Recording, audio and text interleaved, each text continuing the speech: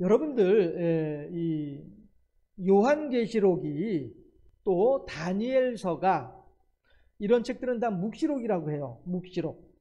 그래서 묵시록이라고 하는 것은 모양은 예언서예요. 모양은 예언서인데 의미는 지금 있는 이야기예요.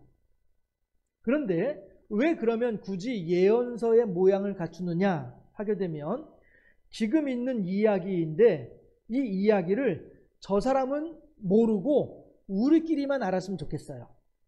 그럴 때에 사용하는 말을 예언서, 묵시록이라고 하는 예언서라고 하는 형태를 빌려서 쓰고 있단 말이에요. 그러니까 제가 한 번씩 그런 말씀 드리죠. 우리나라에서는요, 춘향이가 하게 되면은 다른 거 설명하지 않아도 다 알고들 있어요. 춘향이에 대해서. 그런데 외국 사람들한테는요, 춘향이를 설명을 하려면은 구구절절히 막 한 5분, 10분은 설명을 하고 난 뒤에 그런데 말이야, 그 춘향이가 이렇게 해야 될 거예요. 그렇죠? 예, 이런 거예요. 그러니까 예를 들어서 외국 한글을 읽을 줄 아는 외국인이 있어요. 이 자리에 한글을 읽을 줄 아는 외국인이 있어요. 그런데 제가 여러분들한테 문자 메시지를 보내는 거예요. 그러면서 여러분들 춘향이가 이몽룡이를 만났습니다 라고 문자 메시지를 보내면은 이 말은 무슨 얘기냐면은 여러분들 우리가 언제 어디서 만나서 영화를 보러 갑시다 이런 의미란 말이에요. 예. 그런데 외국인은 그냥 춘향이가 이몽룡이를 만났습니다 요 말만 알고 있지 이 말이 언제 어디에서 만나서 어디로 놀러 가자라고 하는 말인 줄을 모르는 거예요. 왜? 얘기를 안 해주었으니까. 요게 묵시록이에요. 다시 말해서 이 당시에 예수 믿는 사람들을 누가 괴롭혔죠? 로마 군인들이 괴롭혔단 말이에요. 그러니까 로마인들한테는 알리지 않고 예수 믿는 사람들만 알 수 있는 방법. 요즘엔 뭐 이렇게 전화하고 이렇게 하면 되니까요. 예, 그런데 이때에는 전화도 없었고 아무것도 없었고 그냥 글을 써서 보내줘야 되는 거란 말이에요. 편지를 보내줘야 되는 거란 말이에요. 그런데 이 편지를 누구라도 볼 수 있잖아요. 예, 더군다나 로마 군인들이 힘이 있는데 야, 너 뭐 가지고 있어? 편지 가지고 있는데요? 무슨 편지야? 예, 그 에베소에서요 예루살렘으로 가는 편지예요. 그래? 그거 내놔봐. 아니 이거는 예루살렘에 있는 베드로한테 보내는 편지인데요. 까짓 거 그런 게 어딨어? 나 로마 군인이야. 너 죽을래? 빨리 편지 내놔. 해가지고 뺏으면은 얼마든지 편지를 읽을 수 있단 말이죠. 읽을 수 있는데 거기에 뭐라고 적혀 있냐면은 여러분들 드디어 성춘향이가 이몽룡이를 만났습니다. 이런 내용으로 편지를 보낸단 말이에요. 그러면은 로마 군인은 야, 대체 이몽룡이가 뭐고 성춘향이가 뭐야? 이렇게 물어볼 거 아니에요. 그렇죠? 이러면은 편지 들고 가는 사람도 글쎄요, 그 무슨 말인지 나 잘 모르겠는데요. 이렇게 둘러댈 수 있단 말이죠. 그렇죠? 그러면은 그 사람들은 이거 뭐 별 시덥지 않은 내용을 편지를 쓰고 있어. 가져가! 이럴 거란 말이죠. 그러면 이제 그 편지를 들고서 그대로 예루살렘에 있는 베드로에게 편지를 여기 있습니다. 에베소에서 바울 선생이 베드로 선생님한테 보내는 편지입니다 하고 딱 갖다 주면은 베드로가 그 편지를 딱 읽고 난 뒤에 아, 그렇구나 하고서 여러분들이요, 바울 선생이 하나님으로부터 환상을 보았습니다 하면서 이제 쫙 그 내용을 설명을 해준단 말이에요. 그렇죠? 로마 군인이 읽어도 춘향이가 이몽룡이를 만났습니다 라고 하는 내용이에요. 로마 군인이 읽을 때에는 대체 말이야 춘향이가 뭐고 이몽룡이가 뭐야? 이러면서 무슨 말인지 못 알아듣는단 말이에요. 읽을 줄은 알아도 의미는 모른단 말이죠. 그렇지만 베드로나 바울은 서로 통하는 게 있단 말이에요. 그러니 바울이 춘향이가 이몽룡이를 만났습니다 라고 편지를 보내게 되면 베드로는 그 편지를 읽고 난 뒤에 아, 이 말이 무슨 의미인 줄을 딱 알고 있는 거죠. 우리말에 뭐라고 해요? 쑥떡같이 말해도 찰떡같이 알아듣는다고 하는 그 내용이란 말이에요. 묵시록이라고 하는 것은. 예. 그래서 오늘 우리들은 이 묵시록을 편지를 써가지고 요한계시록을 편지를 써서 왔다 갔다 하던 그 시대하고는 많이 달라져 있어요. 시대가. 그러다 보니 그 시대 사람들처럼 생각할 줄 모르고 그 시대 사람들처럼 그 생각의 방향을 잡을 줄을 모르다 보니 계시록이 어렵다라고 생각이 되는 거란 말씀이죠. 네. 단지 예언서로만 생각을 하다 보니까 더욱더 어려워지는 것이고요. 그런데요, 이 요한계시록은 다시 말씀드릴게요. 형태는 예언서의 형태를 띠고 있지만 의미는 지금 사람들에게 필요한 말을 해주는 내용이었단 말씀이죠. 그러니 계시록 시작할 때에 제가 그 전에 에베소서 5장 얘기할 때에도 5장에 대해서 나눌 때에도 그런 말씀 드렸습니다만은 계시록 시작할 때에 발에 끌리는 옷을 입은 인자 같은 이가 7 금촛대 사이를 거니시고 계시더라 라고 하는 내용이 계시록에 나오잖아요. 그렇죠? 그 7 금촛대가 뭐냐면은 소아시아 7 교회란 말씀이에요. 그러면 에베소, 서머나, 뭐 또 버가모, 두아디라, 뭐 아무튼 이런 빌라델비아 뭐 이런 식으로 해가지고 소아시아 7 교회를 얘기한 거란 말이에요. 그러면은 이 교회들마다 그때에 어떤 일이 있었느냐 하면은 에베소 교회, 지난주에 그런 말씀 드렸잖아요. 에베소 교회는 아데미 여신을 엄청나게 섬기는 그런 동네였단 말이에요. 그런데 그런 아데미 여신을 섬기는 동네에서 예수 믿는 사람들이 생겨났다. 그러면은 아데미 여신을 섬기는 사람들이 가만히 내버려 두겠냐 말이에요. 아니 말이야, 저 녀석이 말이야 어저께까지만 하더라도 우리 가게에 와가지고 점치고서 복채 내놓고 가던 녀석인데 오늘부터 예수 믿는다고 하면서 우리 가게를 안 와? 그럼 어떡해요? 아데미 여신을 섬기는 종을 섬기면서 점을 치던 사람들이 그 사람이 우리 가게에 와서 점을 보고 복채를 내놓고 가야 우리가 먹고 살 수 있는데 그 사람이 예수 믿는다고 하면서 우리 집에 안 오니까 우리 먹고 살 길이 막막해지는 거란 말이에요. 이러니 이 아데미 여신을 섬기는 사람들은 자기네들의 밥그릇을 지키기 위해서라도 예수 믿는 사람들을 가만히 내버려 두면 안 되는 거예요. 박해를 해야죠. 그래서 예수를 못 믿게 만들어야죠. 그럼 그들이 예수를 더 이상 안 믿게 되면 어떻게 돼요? 다시 또 우리 점치는 가게에 와가지고 또 다시 점치고 복채 내놓고 그리고 갈 거란 말이에요. 그럼 우리들은 다시 또 돈벌이가 된단 말씀이에요. 이러니 소아시아 7 교회가 이런 식으로 다 각자 나름대로 그 동네에서 어려움을 겪고 그 동네에서 힘든 상황을 겪고 있단 말이에요. 그런데 이게 뭐냐면은 최소한 잡히면 사형이에요. 목숨을 내걸고 예수를 믿고 있는 거란 말이죠. 그렇게 어려운 상황 속에서도 예수를 믿고 있는 소아시아 7 교회인데 발에 끌리는 옷을 입은 인자 같은 이가 7 금촛대 사이를 왔다 갔다 하고 있단 말씀이에요. 이건 무슨 얘기냐면은 그 말을 듣는 사람들은, 로마 군인들은 이게 대체 무슨 뚱딴지 같은 소리 하고 있는 거야? 라고 하고 있지만 그 편지를 읽고 있는 소아시아 7 교회 사람들은 하나님 감사합니다 이렇게 생각하는 거죠. 왜? 인자 같은 이가 예수님이란 말이죠. 예수님을 가리키는 말이란 말이죠. 발에 끌리는 옷을 입은 인자 같은 이, 예수님이란 말씀이죠. 부활하신 예수님. 그런데 그 예수님이 7 금촛대 사이를 왔다 갔다 하고 있어요. 7 금촛대가 뭐지? 소아시아 7 교회를 얘기한 거구나. 그러면 그 7 금촛대 사이를 왔다 갔다 한다? 예수님께서 지금 아주 바쁘게 우리 7 교회 사이를 왔다 갔다 돌아다니시면서 우리 교회 속해 있는 교인들을 예수님께서 지금 돌봐주고 계시는구나, 보살펴주고 계시는구나, 할렐루야, 이렇게 되는 거란 말이죠. 해서 예언서, 요한계시록은 예언서의 의미를 가지고 있으나 예언서의 모양을 가지고 있으나 실은 그 시대 사람들을 향하여서 주시는 하나님의 위로의 말씀이었더라라고 하는 거예요.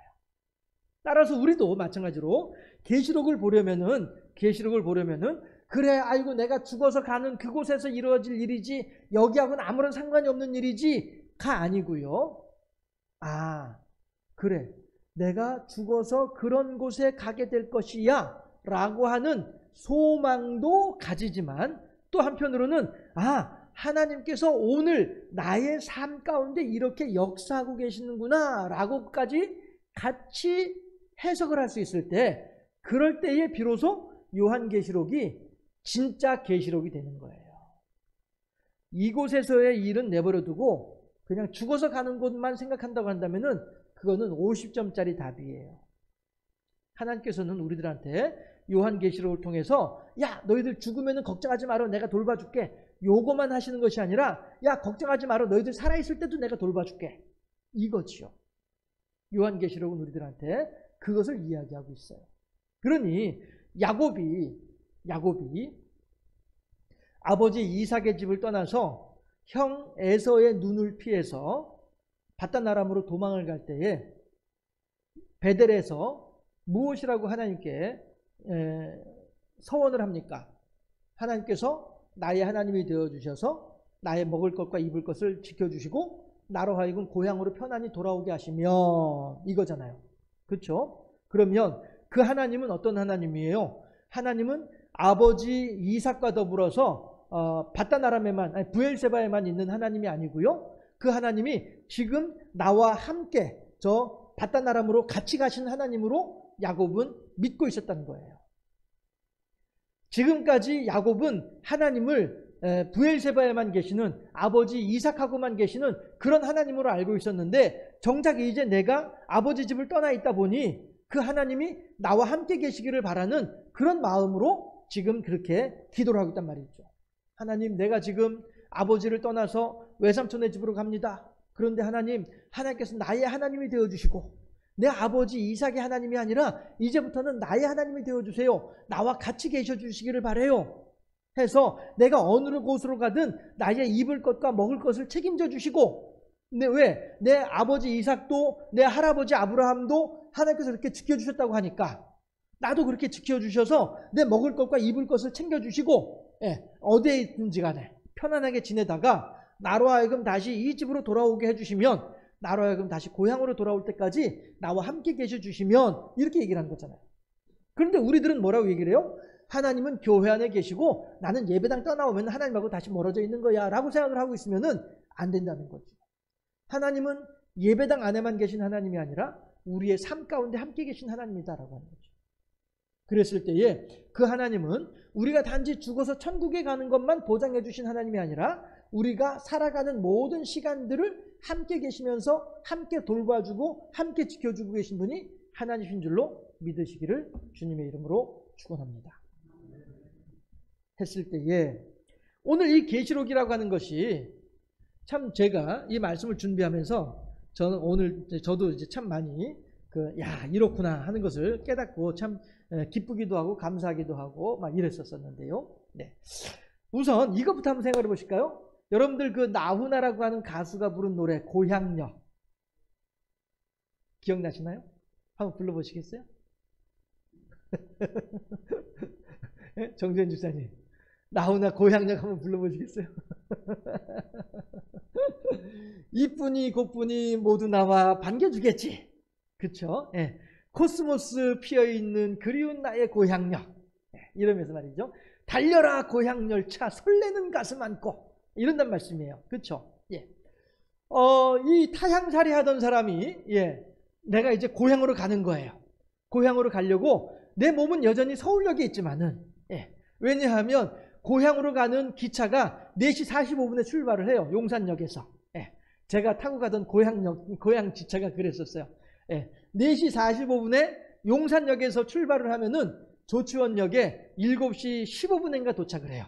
그래가지고 거기서 이제 개찰구 나와서 육교 건너서 동네 들어가서 이렇게 해서 집으로 딱 들어가면 그때 뭘 했냐면은 명랑운동회를 했었어요. 명랑운동회 기억나세요? 변웅전 씨 나와가지고서 연예인들 막 데리고 나와서 저기 막 게임하는 거. 어쩌면 우리나라에서 최초의 예능 프로그램이라도 할 수 있는 명랑운동회를 막 이제 그때 했어요. 그러면 할머니가 혼자서 저녁 잡수시면서 그걸 보면서 너무너무 좋아를 하시는 거예요. 그러다가 제가 들어가면은 명랑운동회고 뭐고 제가 더 반가운 거죠. 그렇게 제가 이제 고향역을 왔다 갔다 하던 때가 있었는데요. 여기서 지금 저가 갈 때 이제 이쁜이 곱분이 안 나와 있었어요. 그냥 저 혼자 갔죠.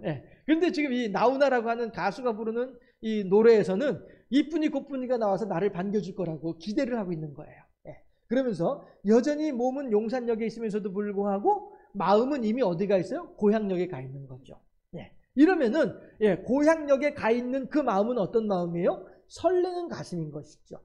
달려라 고향 열차 설레는 가슴 안고 막 이런단 말이죠. 예, 얼마나 기쁘겠어요. 얼마나 즐겁고 막 빨리 갔으면 좋겠다 이런 마음이 들 것 아니겠어요. 그렇죠? 예. 우리가 요한계시록 21장 1절 말씀이 그걸 얘기하고 있어요. 그런 분위기, 그걸 얘기하고 있는 것이 아니라 그런 분위기예요. 해서 우리가 천국에 들어가게 되면은 아까 240장 찬송도 불렀습니다마는 먼저 천국에 가 있는 신앙의 선배들이 우리가 천국에 들어가게 되면은 얼른 와 이쁜이 가쁜이 나와가지고 이렇게 반겨주는 것처럼 말이죠. 그렇게 신앙의 선배들이 우리들이 천국에 들어갔을 때에 그렇게 우리들을 반겨주고 우리들을 반갑게 맞이해 줄 거예요. 우리들은 그런 소망을 가지고 오늘을 살아간다는 것이죠. 그런데 그 설레는 가슴이 단지 고향역에 도착해야만 설레냐? 아니라는 것이죠. 이미 서울역 대합실에 앉아 있으면서도 여전히 설레고 있다라고 하는 것이죠. 우리가 신앙생활하는 것이 그렇단 말씀이에요. 이곳에서 오늘 2019년 오늘 며칠이에요? 5월 19일. 예. 이 날부터 우리들은 설레는 가슴을 안아야 된다는 것이죠. 이날부터 우리들은 내가 예수 믿는다는 것이 이렇게 기쁘구나, 내가 천국에 들어간다는 것을 이렇게 내가 기쁘구나 라고 한 사실을 우리들이 알아야, 그래야 그게 진짜 고향역을 가는 사람의 마음이지. 안 그래요? 고향에 가면은 빚쟁이 있을 것이고, 고향에 가면은 나를 잡아 죽이려고 하는 사람이 있을 것이고, 고향에 가면 나를 괴롭히는 사람만 있을 것이고, 이런 마음이면 고향에 가고 싶은 마음이 있겠어요? 예. 모든 것들을 다 이곳에서 다 포기하고서라도 가고 싶은 곳이 고향인데, 예, 그 고향을 갈 때에 내가 얼마나 기분이 좋으면 설레겠냐라고 하는 것이죠. 우리가 하나님을 믿는다는 것이 그렇단 말씀이에요. 이 세상을 살아가면서 우리들은 말씀드렸다시피 아까 기도했던 때처럼 어떠한 어려움이 있고 어떠한 고난이 있을 수도 있어요. 그렇지만 거기에만 집중을 하다 보면은 하나님께서 베풀어 주신 은혜를 잊어버리고 말아요. 우리들은 하나님께서 내게 무슨 일을 행하셨는지, 하나님께서 내게 어떤 은혜를 베풀어 주셨는지를 알 수 있다는 것이죠. 마치 게하시가 아람 군대가 우리들을 둘러싸고 포위하고 있는 것을 봤을 때에 아이고 우리들은 이제 어디 도망갈 구멍도 없이 꼼짝없이 여기서 죽었구나 라고 생각하는 사람이 게하시였단 말씀이죠. 그렇지만 영안이 열려서 하늘을 보니 아람 군대 바깥에 하늘의 불말과 불병거가 아람 군대를 도리어 포위를 하고 있는 거예요. 그래서 아람 군대 중에 누구 하나라도 나에게, 게하시 나에게 무기를 들고서 나를 해치려고 하면은 불말과 불병거가 먼저 그 사람을 해침으로써 나를 보호해 줄 준비를 다 하고 있는 것을 게하시가 보았을 때에 그제서야 비로소 아람 군대로 인한 두려움과 공포로부터 벗어날 수 있다는 것이죠. 우리 성도들도 마찬가지로 분명히 내 인생에 어려움은 있어요. 내 몸에 병이 있고요. 내 생활 가운데 나를 속썩이는 사람도 있고 내가 보기 싫어가지고 어쩔 줄 몰라하는 그런 사람들도 있을 수 있어요. 예. 그러나 우리 주변에는 그런 사람들만 있는 것이 아니라 그보다 더 많은 하나님의 은혜가 있단 말씀이에요. 이걸 알게 될 때에 우리들은 진정으로 천성에 가는 길이 너무나도 기쁘고 즐거운 길이구나 라고 하는 사실을 알게 된다는 것이죠. 이 기쁨을 우리 모두가 함께 다 같이 누릴 수 있기를 주님의 이름으로 축원합니다. 큰일 났습니다. 이제 3분의 1 지나갔네. 아이고야. 네. 그런데요, 3분의 1도 지나가지 못했네. 그런데요, 자, 이 사도 요한은 뭐라고 얘기를 하냐면은 고향으로 가는 젊은이는 이쁜이 곡분이 코스모스 피어있는 그런 고향역을 생각을 하고 있지만요. 예. 이 요한계시록을 쓴 사도 요한은 뭐라고 얘기를 하냐면은 그러한 내가 느끼는 기쁨보다도 하나님을 먼저 볼 줄 아는 사람이 사도 요한이었어요. 왜 그러냐 하면은 1절을 한번 읽어보도록 할까요? 오늘 본문 1절 말씀 합독합니다. 시작. 또 내가 새 하늘과 새 땅을 보니 처음 하늘과 처음 땅이 없어졌고 바다도 다시 있지 않더라. 아멘. 이게 무슨 얘기냐면요, 3절에 보니까 뭐라고 하냐면은 하나님께서 많은 사람들과 함께 지금 천국에 계시는 거예요. 3절 내용을 보면은요, 많은 사람들과 더불어서 천국에 있는 상황인데, 그래서 많은 사람들이 하나님을 향해서 아이고야 하면서 기뻐하고 즐거워하고 이러는 중이란 말이에요. 서로 간에도요. 예. 아까 찬송가 3장에서도 내가 여러 신앙의 선배들과 더불어 기쁨을 나누기 전에 먼저 어떻게 해요? 사랑하는 주를 배우리. 찬송가 가사가 그렇잖아요. 그렇죠? 그런 것처럼 지금 많은 사람들이 서로 아이고 너도 천국에 왔네? 너도 왔구나. 아이고 반갑다. 그래 너 그렇게 신앙생활 열심히 하더니 너 천국에 왔구나. 아이고 반가워라. 뭐 이렇게 하면서 기뻐하고 있단 말씀이에요. 이뿐이 곧뿐이와 더불어서 환영하고 있단 말씀이에요. 그런데 사도 요한은 많은 사람들은 이렇게 이뿐이 곧뿐이와 더불어서 이렇게 기뻐하고 즐거워하는 일에 집중하고 있지만은 사도 요한은 뭐라고 하냐면은 내가 또 보니 라고 하면서 1절에서 뭐라고요? 이전 것이 사라져버리고 새 하늘과 새 땅이 생겨났더라 라고 얘기를 하고 있어요. 그렇죠? 예. 새 하늘과 새 땅이 생겨났으면서 또 그 뒤에 뭐라고 해요? 1절에 보니까 새 하늘과 새 땅을 보니 처음 하늘과 처음 땅이 없어졌고 그 다음에 뭐라고 얘기를 해요? 본문에서요. 예. 그렇죠. 바다도 다시 있지 않더라 라고 해요. 여러분들 제가 이 계시록 21장 1절부터 4절까지 묵상하다가 이거를 발견을 했어요. 네. 그동안에 계시록 한두 번 읽은 것도 아니었음에도 불구하고 그동안에 찾지 못했던 부분이었었어요. 그러니까 요즘 하는 말로 따끈따끈한 그런 말이에요. 예. 그렇다고 해서 여러분들 아이고 참말로 그래 계시록을 한두 번 읽은 것도 아닌데 그거를 이제서야 발견을 하냐? 라고 말씀을 하지 말아주세요. 예. 지금이라도 발견한 게 어디예요? 그나마도 다행이지. 예, 앞으로도 10년, 20년 동안도 발견 못할 뻔했는데 지금이라도 발견을 했으니 얼마나 다행이냐라고 생각을 해주시고 들어주시기를 바라요. 여러분들 바다가 다시 있지 않더라. 이 말씀을 딱 보는 순간에 제가 아하 그렇구나 라고 생각이 들었어요.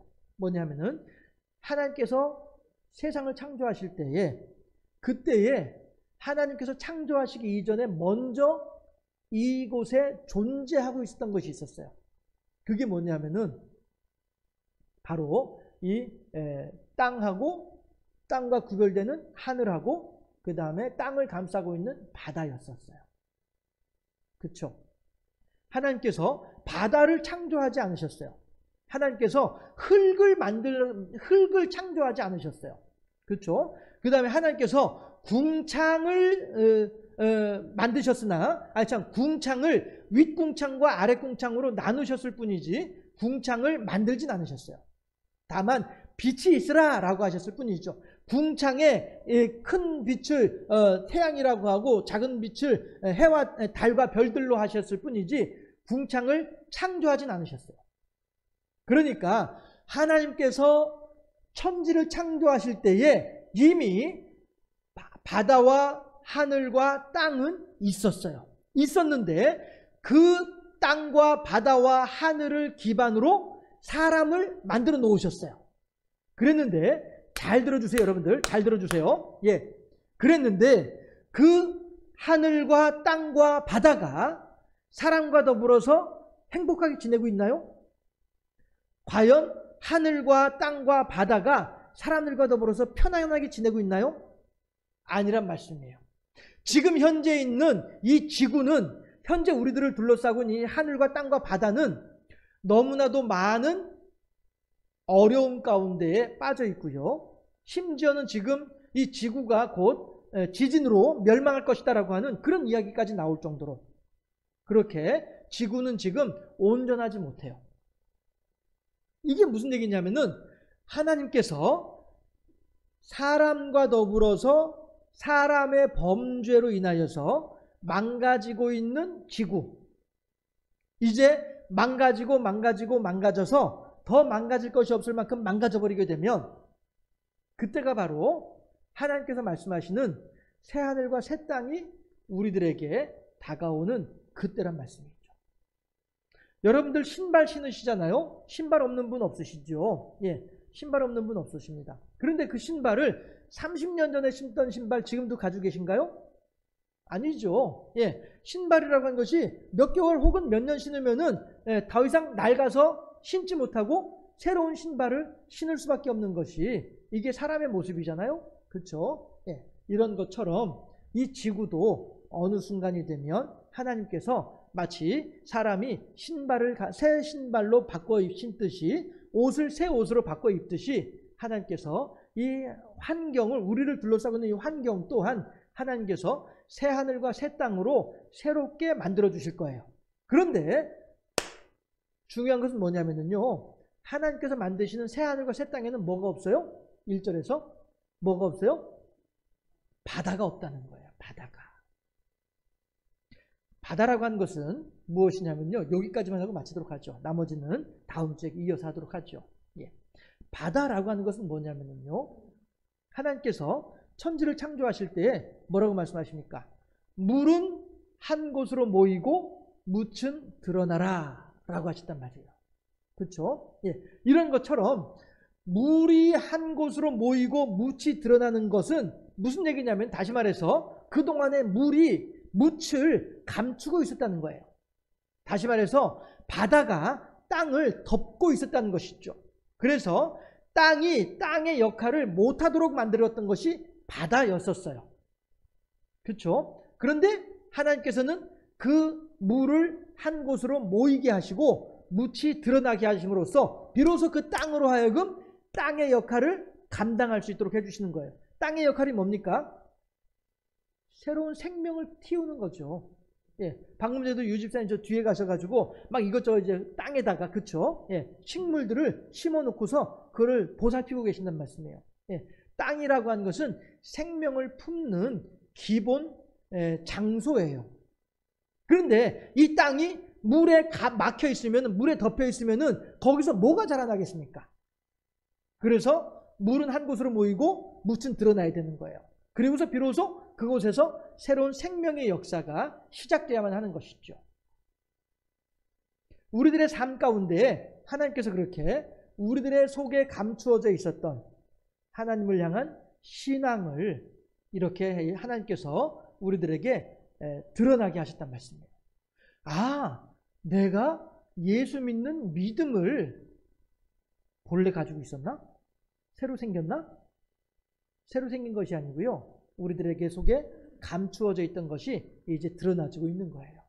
그러니 세계의 모든 부족들, 어떠한 종족들이라 하더라도 신에 대한 개념이 없는 종족은 아무도 없어요. 모두가 다 신을 알고 있어요. 그런데 하나님께서는 우리들한테, 야, 너희들이 알고 있는 그 신이 나래니까 이러고 있는 것이죠. 예. 아까는 나우나 노래 불렀으니까 이번에는 남진 노래를 불러볼까요? 나래니까 사나이 이러잖아요.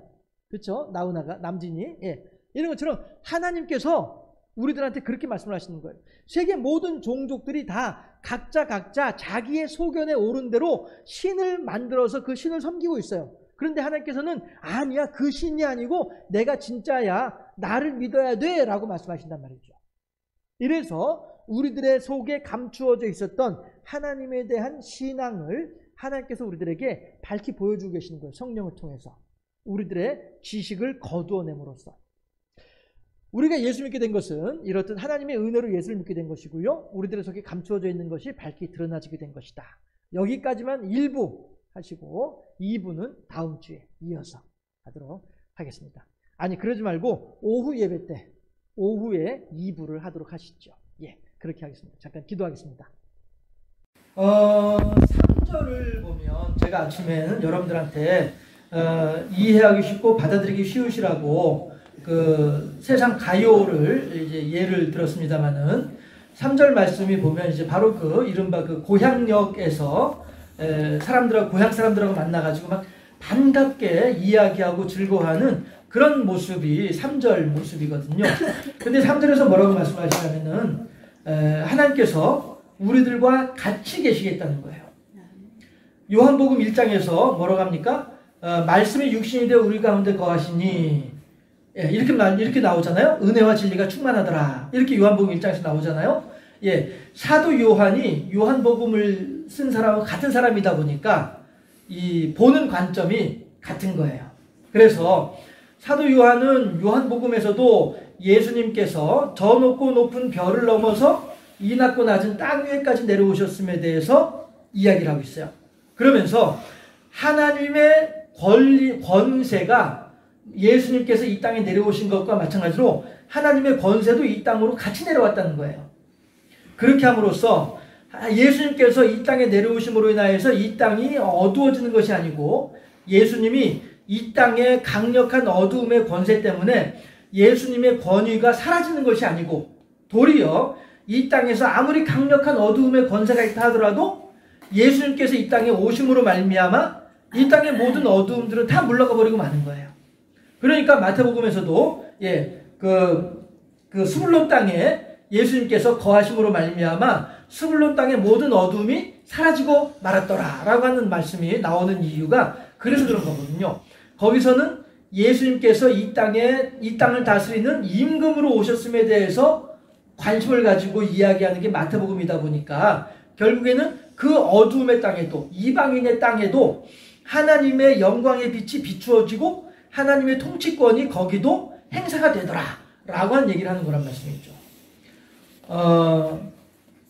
얼마 전에 이제 미국의 비건이라고 하는 사람이 미국 대통령의 명을 받아가지고 우리나라에 왔어요. 그러면 비건이라고 하는 그 한 사람은 그 사람 별거 아니죠. 예. 그 가서 이제 한 대 툭 때려도 그냥 넘어질 것 같은 그런 사람이란 말씀이에요. 그럼에도 불구하고 심지어 우리나라의 대통령까지도 극진히 그를 대접한 이유가 뭐예요? 미국의 대통령의 권세를 등에 업고 왔기 때문에 우리들이 그 사람을 향하여서 마치 미국 대통령만큼은 아니라도 그 사람을 귀하게 여기는 거란 말씀이죠. 마찬가지로 예수님께서 이 땅에 내려오셨을 때도 하나님의 권능을 가지고 내려오셨기 때문에 이 땅에 하나님의 통치권이 그대로 적용되는 것을 우리가 사도 요한복음을 통해서 알 수가 있다는 것이죠. 그런데 그렇게 이 땅에서부터 우리들과 같이 계셨던 하나님께서 성령께서 지금 계시록 21장 3절에 보니까 여전히 천국에서도 우리들과 같이 계시겠다는 거예요. 그러면서 우리들의 눈에 눈물을 씻어주시겠다라고 말씀을 하시는 거죠. 아침에 말씀드렸죠. 요한계시록은 단지 우리가 미래에 죽어서 천국 가서 겪을 그런 일들만을 이야기하는 것이 아니라 이 땅에서부터 이미 우리들이 하나님으로부터 이미 받고 있는 이 땅에서 이루어지고 있는 일들에 대해서 적어 놓은 것이 계시록이다라고 했었잖아요.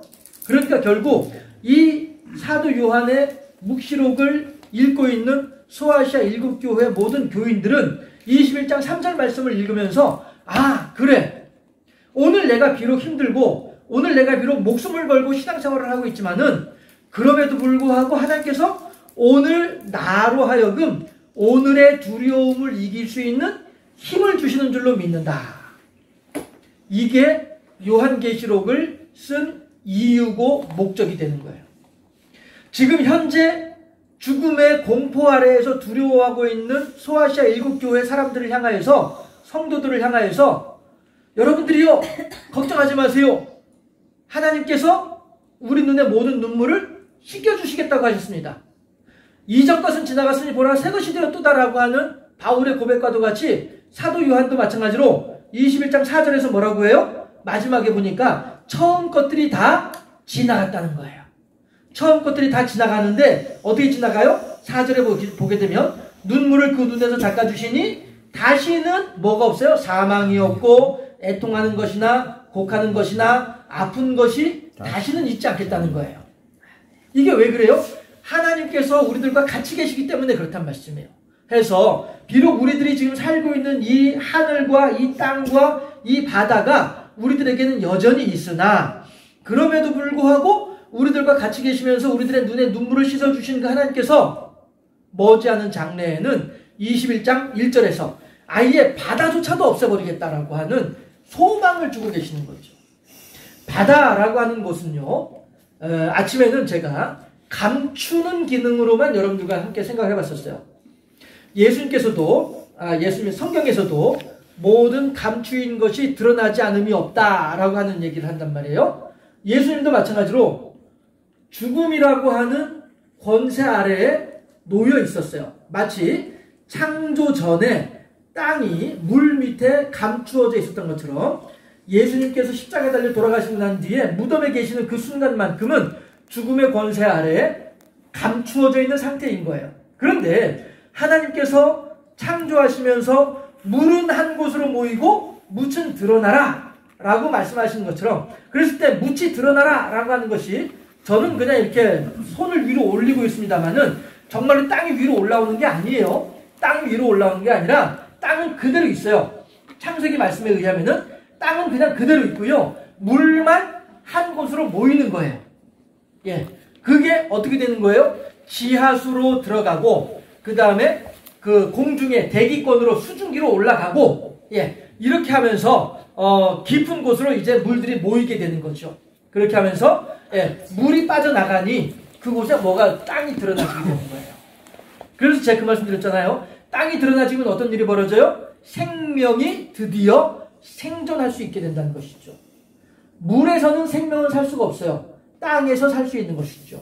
그러니 하나님께서 천지를 창조하시기 위해서 땅에다가 생명을 부여하기 위해서는 물을 한쪽으로 몰아놓고 땅이 그대로 드러나도록 하는 것이 하나님의 창조에 진행하는 과정이었다는 거예요. 그랬을 때에 하늘과 땅과 바다는 하나님의 창조 이전에 이미 있었습니다. 그리고 아침에도 생각해 보았던 것처럼 사람이 그 땅과 그 바다와 그 하늘을 이용을 해서 살고 있는데, 지금 현재 우리가 살고 있는데, 아담의 범죄 이후에 이 하늘과 땅과 바다는 망가져가고 있는 거예요. 그리고 하나님께서는 이 망가져가는 땅과 바다와 하늘에 대하여서, 아 그래, 그러면 마치 아침에 제가 말씀드렸던 것처럼 우리가 신발 갈아 신듯이 하나님께서 우리들에게 새 하늘과 새 땅을 새롭게 마련해 주시겠다는 거죠. 그런데 계시록을 연구하시는 분들은 이 하나님께서 말씀하신 새 하늘과 새 땅이 무엇이냐라고 할 때, 예, 새 신발 사면은 헌 신발은 버리는 것처럼 이 현재 살고 있는 이 땅을 없애버리고 우리 인류를 어디 다른 행성에, 다른 지구와 같은 환경을 갖추고 있는 다른 곳으로 데려가셔서 새 하늘과 새 땅을 만들어 주신 것인지, 아니면 예, 이 땅을 어떻게 하나님의 능력으로 잘 고치셔가지고 수리하셔서, 그래서 우리들을 이게 리모델링해서, 그러니까 예, 리모델링해서 이 땅을 살게 하실지, 아니면은 아예 그냥 다 막살해버리고 새로 하나를 어디 만들어서 그리 우리들을 보내주실지, 그건 하나님께 어떻게 하실지 우리들은 알지는 못해요. 다만 하나님의 희한한 방법으로, 하나님만이 가지고 계신 방법으로 우리들에게 새하늘과 새 땅을 허락하실 텐데, 그 새하늘과 새 땅에는 뭐가 없어요? 바다가 없다는 거예요. 예. 해서 이 말은 다시 말하면 우리 신앙인들이 하나님을 믿노라라고 하면서 살아가면서 하나님 앞에 감출 수 있는 게 뭐가 있어요? 그렇죠? 하나님 앞에서 감출 수 있는 것이 우리들은 아무것도 없어요. 요나만 하더라도 하나님을 피해서 도망가지만은 다 들켜버리고 다 드러나버리고 하나님께 다 알려진 바 돼버리고 이런 모습들이잖아요. 그렇죠? 그래서 결국에는 요나가 물고기 뱃속에까지 들어갔단 말씀이에요. 그런데 이제는 내가 죽었구나 라고 생각을 했는데 웬걸 하나님께서는 물고기 뱃속에서도 요나와 같이 계시는 거예요. 그러면서 요나가 그제서야 깨달아 아는 것이, 내가 아무리 하나님 앞에 속이려고 하더라도, 아무리 내가 하나님의 눈길을 피하고자 하여도 내가 피할 수가 없구나. 왜? 하나님께서 이렇게 나를 지금 지켜보고 계시는구나. 이 사실을 깨달아 알았단 말이죠. 그래 요나가 그 뒤에 물고기 뱃속에서 부르는 노래가 뭐예요? 내가 땅의 뿌리에까지 내려갔다 할지라도, 땅의 뿌리가 어딥니까? 바다 밑바닥이 있죠. 바다에서도 가장 밑바닥까지 내려갔다 할지라도 하나님께서 먼저 오셔가지고 그곳에다가 나를 위한 자리를 펼쳐주시는구나.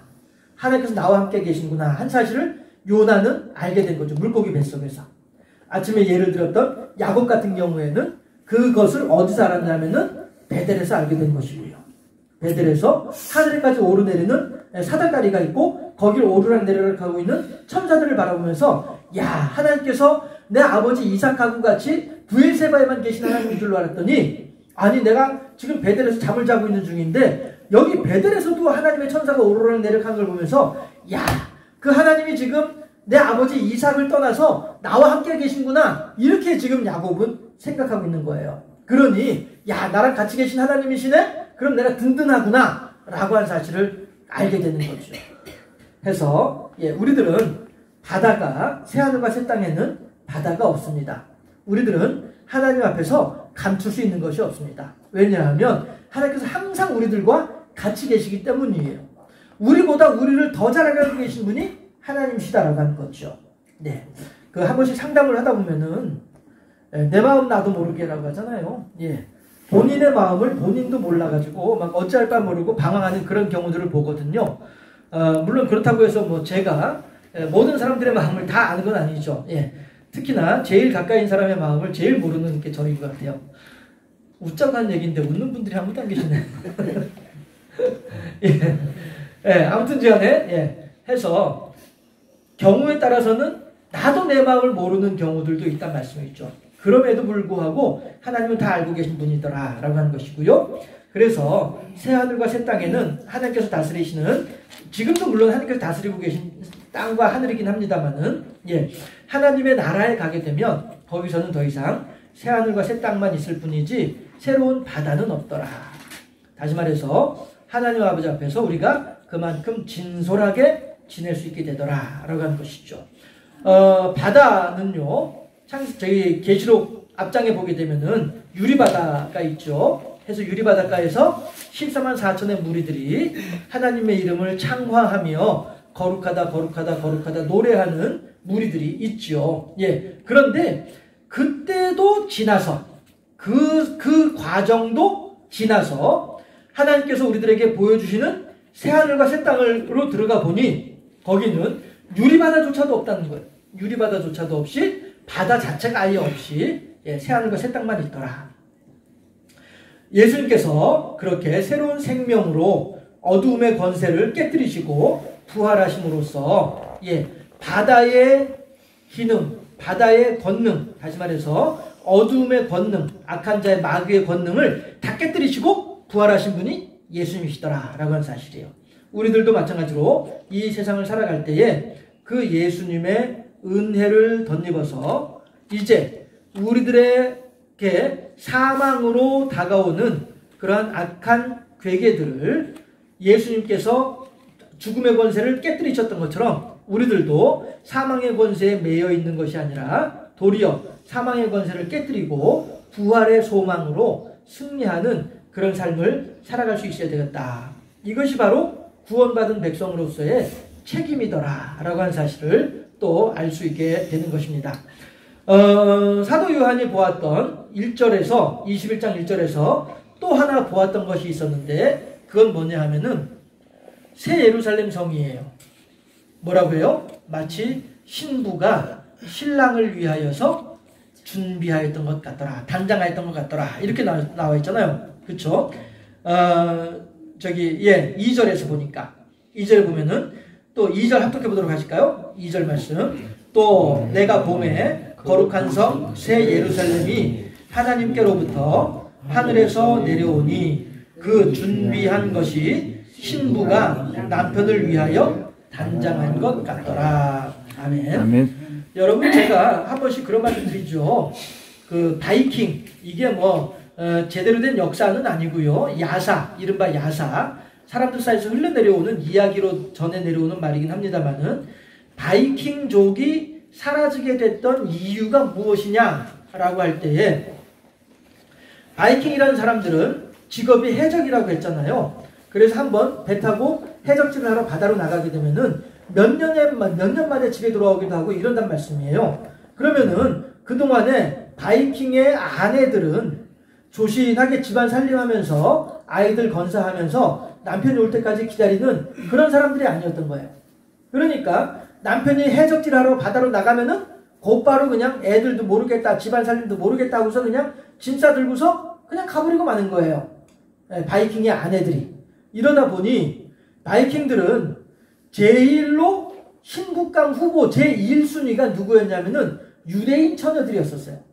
왜냐하면 유대인 처녀들은 일단 집에 데려다 놓고서 애기만 이제 이렇게 몇 명, 2명이고 3명이고 애기 낳아놓고 이렇게 하면은 이 남편이 비로는 아니었으나 보쌈당해가지고 보쌈당해서 바이킹하고 결혼을 했던 어찌됐든 아무튼 바이킹 남편과 더불어서 애기를 낳고 보면 이 여인은 이제 이곳이 내 평생 살 집이러니 생각을 한다는 거죠. 예. 이 바이킹 남편이 미우나 고우나 평생 내 남편이러니 한다는 거예요. 그리고 그 사이에서 태어난 아이들을 극진하게 돌보는 것이 이게 유대인 아가씨들의 신부들의 모습이더라 하는 거죠. 그러니 바이킹들은 유대인 아가씨를 신부감으로 보쌈해 오기를 제일 소망하게 되더라 하는 거예요. 이러면은 바이킹이 밖에 나가서 해적질을 몇 년씩 해적질을 하더라도 이 유대인 신부는 집안 건사 잘하고 자기가 알아서 식량 구해다가 애들 기르면서 그렇게 잘하는 이런 모습을 보이더라는 거죠. 이게 뭐냐 하면 그러다 보니 이제 바이킹이 이제 아이들이 이제 커가지고 야 아들아 너도 이제 나랑 같이 밖에 나가서 해적질 해야지 하고 데려나가려면은 안 나가는 거예요. 왜 안 나가? 야 우리는 조상 대대로 해적질하면서 살아온 사람들이야. 너도 가서 해적질하자. 그러면 뭐라고 해요? 싫어요. 우리 어머니가 그러시는데 남의 것 도둑질하는 건 나쁜 짓이라고 했어요. 나는 하나님 말씀대로 살 거예요. 해적질 안 할 거예요. 아마 이렇게 해서 이제 바이킹이 사라졌다. 이런 이야기들이 있거든요. 그런데 다른 것보다도 그만큼 유대인 신부들은 결혼을 소중히 여기고 가정을 귀히 여겼다는 거죠. 그런데 오늘 계시록 21장 2절에서 새 예루살렘 성을 향하여서 뭐라고 표현을 해요? 신부가 신랑을 위하여서 단장한 것 같더라 이런단 말이에요. 그러면 그만큼 결혼을 소중히 여기고 가정을 귀하게 여기는 신부가 신랑에게는 얼마나 또 극진하게 잘 대하겠냐 하는 거예요. 예. 여러분들 이건 오해하지 마세요. 남존 여비 뭐 이걸 얘기하는 거 아닙니다. 예. 이걸 얘기하는 것이 아니라 유대인 신부의 마음가짐이 어떠한가를 통해서 새 예루살렘 성이 우리들에게 어떠한 모습인가를 비추어 보자는 거예요. 그렇게 보았을 때에 얼마나 지극정성으로 단장을 했겠어요. 이 본문 2절에서는 간단하게 신부가 신랑을 위하여 단장한 것 같더라 라고만 나와 있지만 정말로 이 사람들 사이에서는 이 이스라엘 사람들 사이에서는 신부가 신랑을 위해서 단장한 것더라 라고 그 말 한마디로도 우리가 춘향이가 이몽룡이 만났어 이거 하는 것보다도 더 정확하게 의미가 그들에게는 전달됐을 거예요. 우리는 다만 유추하고 짐작해볼 뿐이죠. 그랬을 때에 안 그래도 가정을 귀히 여기는 예루살렘의 신부들인데 그 신부가 신랑을 위해서 단장한 것처럼 이게 배틀에 다 되었나 보다. 예. 그런 것처럼 이 하나님께서 우리들을 위해서 지금 내려보내주고 계시는 새 예루살렘 성이 그렇게 아름답게 그렇게 온갖 그 치장을 다하고 그렇게 그 세상 무엇보다도 이제 귀하게 그렇게 우리들에게 주시는 것이 새하늘과 새 땅, 새 예루살렘 성이더라 라고 하는 사실을 우리가 알 수 있다는 것이죠. 이 말은 또한 우리들에게 오늘 살아가고 있는 우리들에게 어떤 의미를 전해주시느냐 하면은 우리도 그렇게 하나님을 향하여서 신부가 신랑을 위해서 단장하는 것처럼 우리도 하나님을 향하여서 단장을 할 수 있어야 되겠다는 거예요. 그 단장이 뭡니까? 우리들의 진실된 마음이 되는 것이죠. 우리가 하나님을 향해서 나아갈 때는요, 진실된 마음 하나밖에 그 무엇을 우리가 가지고 나아갈 수 있겠습니까? 새 예루살렘 성이라고 한다면은요, 유리바닷가에 있던 그 온갖 보석들, 이런 것들을 가지고서 꾸며 쓸런지는 모르죠. 그런데 우리들이 하나님을 향해서 나아갈 때 우리들이 무엇을 가지고 있어서 하나님께 우리들의 것을 가지고 꾸밀 수 있겠냐 하는 거예요. 우리에게 있는 자유라고 한다면은 죄 지을 자유밖에 없을 만큼 총체적으로 하나님을 향해서 보잘것없는 연약하고 나약하고 가난하기 짝이 없는 우리들의 모습인데 우리가 대체 무엇을 가지고 하나님을 향하여서 마치 신부가 신랑을 단장한 것 같이 단장하고 나아갈 수 있겠냐 하는 것이죠. 우리들에게 있는 것은 성령께서 주신 믿음, 이거 하나밖에 없는 거죠. 결국 우리가 하나님을 향하여서 신부가 신랑을 향하여서 단장한 것처럼 우리가 하나님을 단장할 수 있는 것이라고 한다면은 우리들의 순전한, 우리들의 온전한 믿음, 이것을 가지고 우리가 단장할 수밖에 없다는 거예요. 우리들이 하나님을 향하여서 우리들의 믿음의 단장을 잘 해서 새 예루살렘 성과도 같이 하나님 보시기에 이한욱 목사 너의 믿음을 보니까 야, 마치 신부가 신랑을 위해서 단장한 것 같이 너무 단장이 잘 돼 있네. 너무 치장이 잘 돼 있네. 야, 너 훌륭하다. 이런 칭찬을 저만 들어서야 되겠습니까? 예. 여러분들의 이름을 한번 대보세요. 예. 이 하나님으로부터 야, 너의 믿음의 단장이 마치 신부가 신랑을 위해서 단장한 것 같구나. 너무 좋구나. 너무 예쁘구나. 이러한 하나님으로부터 칭찬을 다 들어야 하지 않겠습니까? 아멘. 별로 듣고 싶지 않으신 것 같은데 대답하는 소리가 왜 이렇게 힘들이 없으세요? 맛있게 점심 잡수시고 지금 우리 펜션 사장 권 사장님께서 얼마나 고생을 하셨는데 맛있는 거 잡수고서 왜 이렇게 힘들이 없으세요? 예? 자신이 없었어요. 자신이 없어서 왜 자신이 없어요? 이게 지금 이렇게 말씀드리고 있는데, 예. 우리가 하나님을 향해서 믿음의 단장을 하는 것이, 예. 우리들의 어떤 특별한 노력이 필요한 것은 아니고요. 예. 하나님께서 우리들에게 주시는 믿음으로, 그 믿음만 잘 간직하고 있으면 그것이 충분한 우리들의 단장이 되어질 것이고요. 예. 3절에 보니까 뭐라고 합니까? 아까 말씀드렸던 것처럼 내가 들으니 보좌에서 큰 음성이 나서 이르되 보라 하나님의 장막이 사람들과 함께 있음에 하나님이 그들과 함께 계시리니 그들은 하나님의 백성이 되고 하나님은 친히 그들과 함께 계실 것이다. 결국 우리들은 하나님께서 인도하실 대로 따라가기만 하면 우리들의 믿음의 단장이 신부가 신랑을 위해서 한 것 같은 그런 아름다운 단장으로 변할 수 있다는 거예요. 왜? 하나님께서 우리들과 같이 계시니까. 하나님께서 우리들과 함께 계시면서 우리들을 끌고 가시니까. 양들은 자기들이 잘해가지고 젖이 많이 나오고 자기들이 잘해가지고 살이 찌는 거 아니에요.